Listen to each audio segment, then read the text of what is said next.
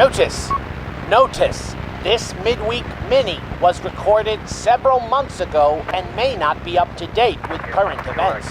For fresh mini-sode uploads with every episode, head to patreon.com/ChilluminatiPod.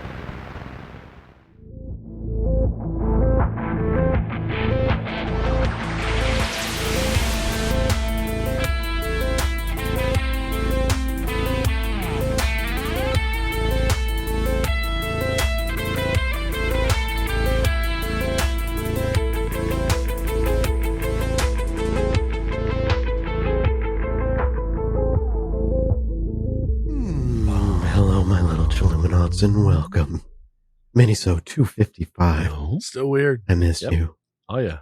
Am I supposed to be weird too? Is this no, what we do? God, don't be weird. We don't prep. No, we're done. That's it. That's the intro. It's already over. You missed your opportunity to be weird. It's too late. Hi everybody. Welcome to the Minisode. No. Santel's gonna be like, you gotta make it like creepy. Okay. Like Tim Allen in the Minisode. Alex, you said you have something to read for us, right? Yeah. So last week we did our awesome Chilluminati Christmas Advent calendar of listener stories, which was very fun. I really enjoyed it. But there's more listener stories than I could fit in the Advent calendar. I mean, that they could fit in the Advent calendar, and so I had to leave this one out. So this one is from it's like a longer one, but it's so out there that I had to read it. This is from Sprigglewiggle. It's called Wolfenstein Dream. So here we go. Okay. Hello, Chilluminati Podcast. Long-time listener, first-time poster. I've been meaning to post Dream since I had it, but ADHD and life had their fair share distracting me. I implore you to read this on the pod. I'd love to know what you all interpret and what symbolism Jesse will dissect from this one. I don't experience my dreams often, but when I do, I try to write them down, albeit in a stupor since I'd just awoken. Sometimes I remember to go back and clean it up. This is one of the few dreams I've ever experienced with a beginning, middle, and end, and the only one with some level of coherence. Incredibly cinematic. I copied and pasted exactly as it is in my notes, so if there's any typos or weird wording, have fun with it. Okay, I digress. Lettuce bag in. DMY, month, day, year, confuses and annoys me. 6/2/25. 6/2/25. That's February 6th. It's February 6th, 2025. First dream, first person. I'm in a small room, only about 10 by 10 by 6 feet. Everything looks in the style of the original Wolfenstein, including armors, ammo, and a pistol sitting on the ground. Listener, if you don't know what Wolfenstein is, it's the original first-person shooter, and it's still around today at Bethesda. Oh, shit. The armor, however, is reminiscent of MCRN light armor. I've been watching a lot of The Expanse as of late. The Expanse, listener, is a show on television. It's quite good. If you like the Star Trekkies, Mass Effect type stuff, check out The Expanse. When I collect the pistol, I hear a voice echo throughout the building. Find the beast, kill the demon, free your brother. And so it begins. Oh, okay. Each room has a doorway about 4 feet by 3 feet. Every wall is smooth white with a very dark brown ceiling. The first door I shuffle through leads to a landing of a steep ramp. Old school stairways were simpler, days of basic polygons. So I ascend, crawl through the entry, and see a hallway stretching ahead of me and to the right of me. I go right, and at the end are doors next to both shoulders. I go left and find some armor against a wall and a 4x4 square in the floor to drop down a level. I walk through a doorway that is immediately on the right of the one I entered, and I start to hear breathing, heavy animalistic breathing. I don't have a flashlight, so I can't shine a light to see the other end of this really, really long room. I ever so carefully creep closer as the breathing gets louder and louder until I can make out its whole shape. It looks humanoid. Instead of skin, it's made purely out of only what I can describe as dark red tree roots. It has no eyes, only sockets, and it seems to be looking right at me. I make a vicious scream, similar to a T-Rex in Jurassic Park mixed with the HL2, that's Half-Life 2, stalker scream. Truly frightening. Listener, Half-Life 2 is a game that's for a PC, came out about 20 years ago. Truly frightening. I turn around and run. It chases. I enter the armor room, immediately step side back into the hallway and run down the corridor to the way I haven't gone before. I keep moving. I turn right. It's another long corridor. I keep pace. I can feel the fear on my breath. I turn right again. Someone shackled to the wall. It's a black-haired lady in a skin-tight leather suit. It's Ashi, the daughter of Aku. I don't think I've seen her in years or even finished watching the show, but somehow she's in my head. Guys, I don't think I know this one. Is it Samurai Jack? I think it's Samurai Jack. Okay, Samurai Jack. Samurai Jack, yeah, Aku has in like the one they created later. That was like the last season. Spoilers. I know why she's in your head. You dirty boy. Dirty boy. All right. She looks up at me, then lowers her head in sadness. This is written in like Germanic, like high speech font. Just end me and be done with it, she says. And then we're back to Ariel. I'm starting to slow my breath, and without thinking, I shoot the chains holding her arms and run into another room to my left. There's only one other door in here. I enter, and it's another stair slope that leads me back down. I glide down and snake my way back to the first room. So many empty rooms. I hear the creature. Its low growl permeates the walls, filling the air with a dark fog of anger. I sneak around the bottom floor, waiting to come face to face with the thing again. I enter a room, and it's on the other side. I aim my gun at it and wait until it turns towards me. When it does, I realize that it doesn't actually see. It only hears. Shooting might hurt it, but it will only give away where I am. Find the beast. Kill the demon. Maybe I'm not supposed to kill this creature, only find it. I make a stomp. It hears. It looks directly at the betraying foot. Listeners, Stomp the Yard is a pretty good dancing movie. If you don't know about it, you should check out Stomp the Yard. I went to go see Stomp the Yard in theaters, and it was sold out. And so instead, I saw a movie I knew nothing about called Children of Men. And oh my God! What a fucked us up! Fucked us up. It looks directly at the betraying foot. Makes it scream and lunges at me. I sprint back the way I came after making distance. I slow down enough that I don't get too far ahead. I run back up the newly found slope and run back into where I left the prisoner. She's not there, of course. She's behind me. She was waiting for me to return. She hits me in the back of the head and I fall over. The pistol, in classic fashion, slides away from me. She picks it up. We're back in Germanic high speech. Think next time, hero. I'm gonna have to copy paste this one. I can't tell what this word is because it's actually I can't read the font. What do you guys think? Think. I'm gonna copy paste it and change the font. Great question. Great detective work. I mean, what else would THIN be? Surely that's an K. But the K looks like a little tree. Yeah, I don't know. Think, dude. Think. I don't want to pause, but I feel like I gotta know what this word is before I. It won't change font. I don't think it's too hard. It's just you think about it. All right, think next time, hero. Thimph next time, hero. Yeah, there you go. Thump, thump, thump, thump. Crunch. And so I found the beast, killed the demon, and out of the twisted roots and dark form of the creature, my brother appeared, innocently dormant and unaware of the events. And that is where this post ends. There's nothing else after that. That is actually phenomenal. Yo, I was taking notes like crazy. Y'all have no clue. That actually is the easiest one to figure out. I'm so thrilled. This is fantastic. Usually they're like complicated. This one's so simple. Okay, I'm going to break it down for you. Obviously, a lot of this could be like you just thought of a thing and it included in your dream, of course, as always. But when you think Wolfenstein, you think all of those old games, they're basically boxes or halls that look like boxes. It's oppressive. It's, it's kind of all around you, all encompassing. All right. Then find the beast, kill the demon, free your brother. This is awesome. Because, okay, first off, the beast, right? So find the beast, kill the demon, free your brother. It's a stage thing, right? Stage 1, stage 2, stage 3. It's a process. You're going through a process. And so the beast could be an instinct that finding suggests you need to acknowledge this part of you, right? Need to find the beast within you or whatever that beast might be, Yes. right? Some sort of animalistic thing. And then the part where you face the demon, right? You kill the demon is you have to like face this inner adversary or like the concept of striving for peace, defeating this evil, and then free your brother, right? Brother in the dream is more than just a brother.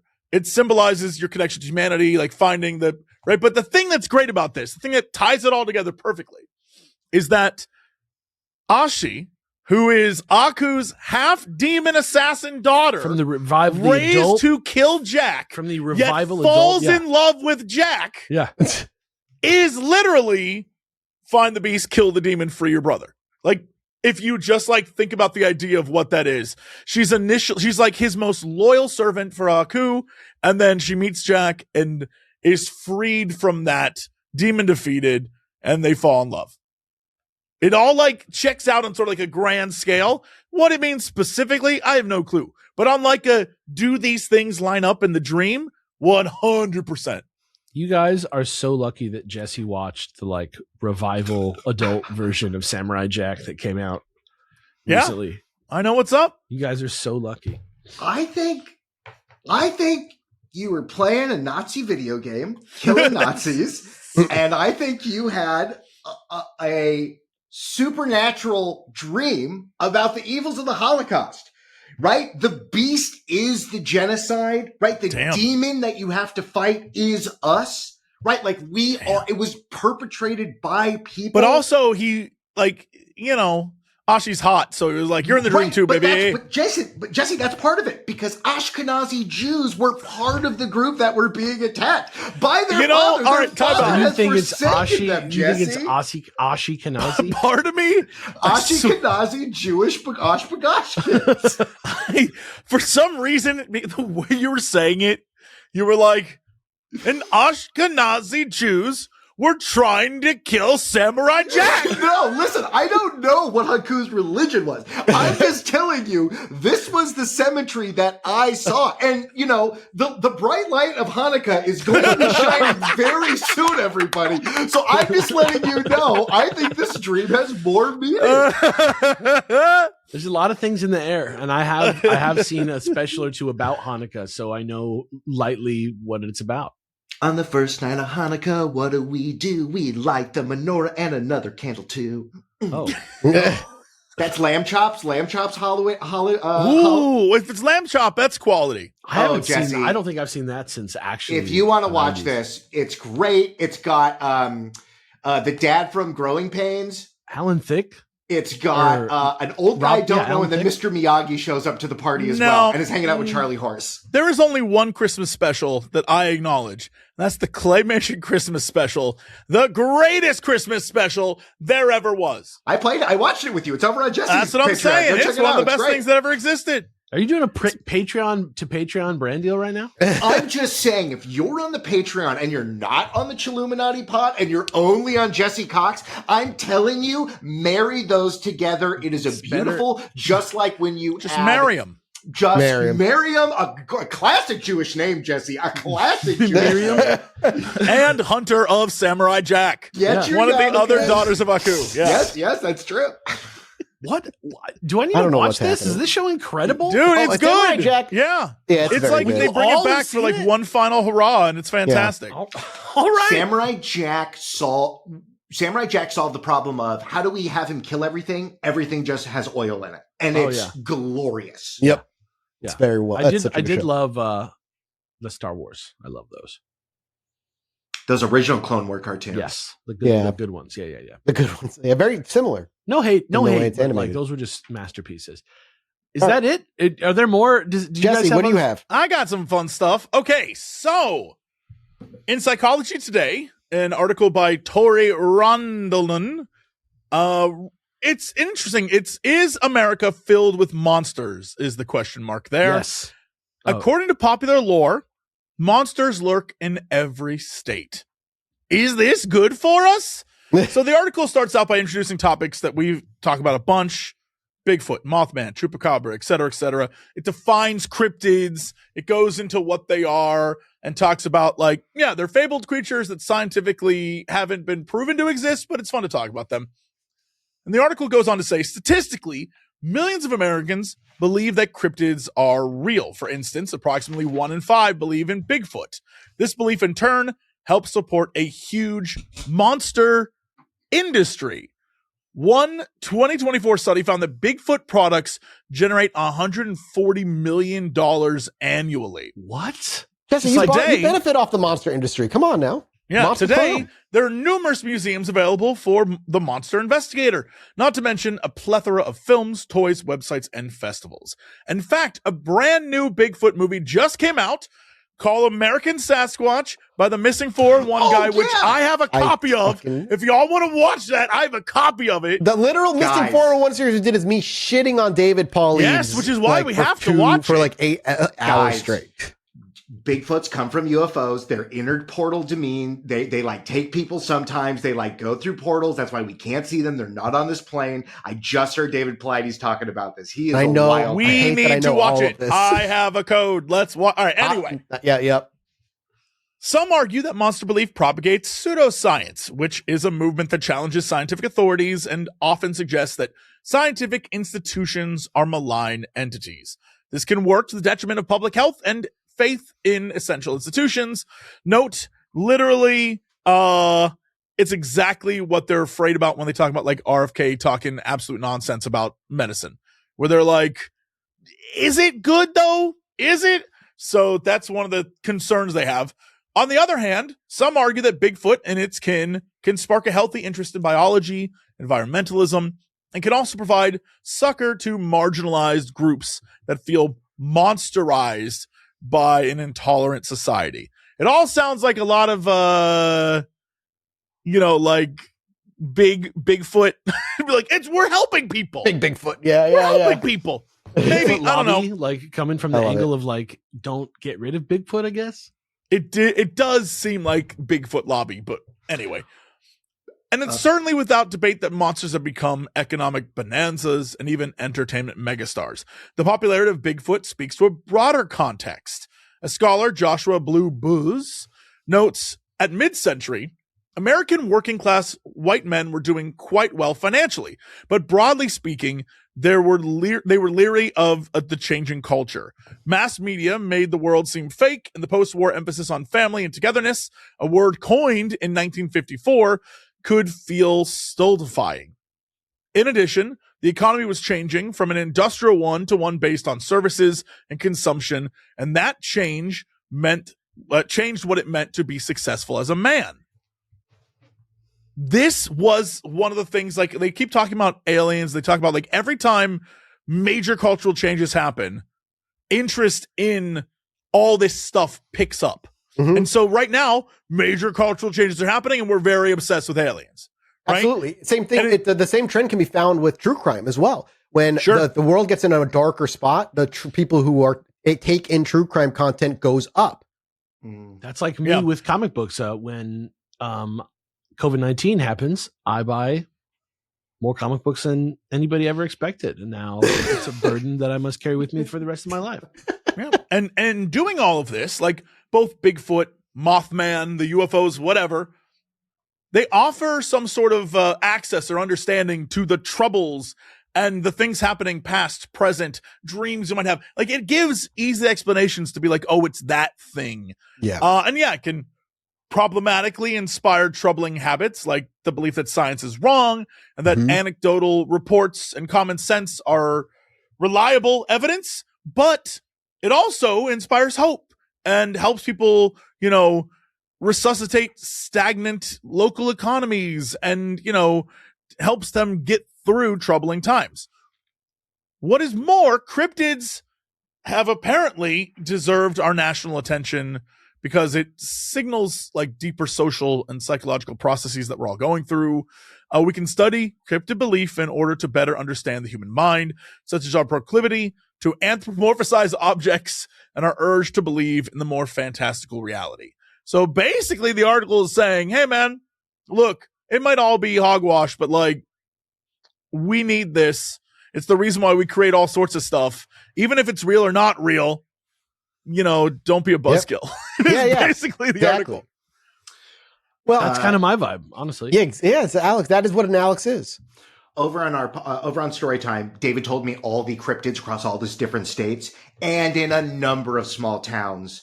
They know the cryptid's fake. There's still a museum, and it's the only thing going on in that small town. Yeah. So that part of it stands out to me. I also I've been watching my friends raise their kids, and like, to you and I, when we talk about Bigfoots or like monsters and stuff like that, it's a little ambiguous, but like when you're like preparing a little person for the world, monsters are real. Yeah. And like, not, and mind you, what I'm talking about is the Santa Claus monster who's going to whip out a gun at the bank is real, but like also like that idea of be wary of what is in the forest. Be wary about the unknown. So like, I also feel like part of this is also like that existential dread that you're trying to instill in people of like, just be careful. Like even in the middle of the forest, you might get missing 411. And like, that's something, regardless of why those people go missing, sadly, that happens. Sometimes you just fall in a goddamn hole. Yeah. Yeah. What you're talking about is exactly, I think, the point of the article, which is like, no one on this show, I think, believes that missing 411 is a real, like, supernatural thing. Right. But people definitely go missing in the forest. And the message should be, hey, be careful in the forest. Yeah, try not to go missing in the forest, bro. Yeah, exactly. Well, my other hot takeaway is this is why we need disclosure. I need to know that grays and mantises and these are real so that we can go, oh, all that other stuff was nonsense. But the biggest conspiracy, those gray things that people keep saying they see in their dreams, that's for sure. No, the mantises are a split off that were mad at the big guys for destroying their destiny, and now they're coming to kill us. But we don't know about it because we didn't want to spend the socialism coin. When the mantis, when the military guy got taken by the mantis thing, he said, I can do whatever I want to your body and hurt you, but we can't hurt your souls. So do with that what you will, everybody. On that, we'll wrap this mini-sode up. I'm going to leave you boys with just a link. That is the the footage, the Kaikoura UFO incident footage there. It's going to be lights on a screen, as you would expect. What's that wild, is the footage. when I clicked on it, it sounded exactly like Jesse talking. Like 100% just like Jesse was doing his accent again. So you did a great job, Jesse, is what I'm hearing such here. a good job, Jesse. Thank you. But what you're seeing is fucking what you would expect. Bright lights in a night sky. Like, what do you expect to see? Like, it's all, it's out there. You can go see it. We'll be back next week with another mini-sode. Santel, thank you again for joining us this week. It's always a pleasure to have you on, my friend. Thanks for having me. And we'll be back next week. Thank you all again. We appreciate you. We love you. Goodbye. Bye. Bye.